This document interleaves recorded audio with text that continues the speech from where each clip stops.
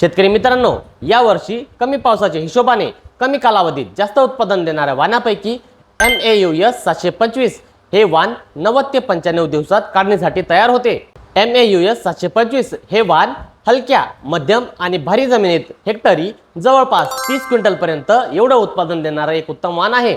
त्यामुळे यावर्षी पेरणीसाठी तुम्ही हे वाण निवडू शकता। यानंतर शेतकऱ्यांच्या परिचयाचं JS 9305 हे सोयाबीन वाण 85 ते 90 दिवसात काढणीसाठी तयार होते आणि या वाणाचं सरासरी उत्पादन 25 ते 30 क्विंटल प्रति हेक्टरी एवढं आहे।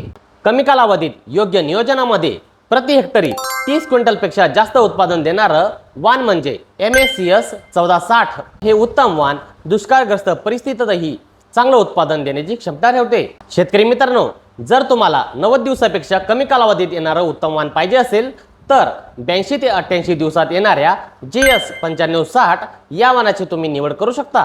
अशा प्रकारे शेतकरी मित्रांनो, तुम्ही कमी कालावधीत चांगलं उत्पादन देणाऱ्या या 4 सोयाबीन वाणांपैकी कोणत्याही एका वाणाची निवड करू शकता। धन्यवाद। जय जवान, जय किसान।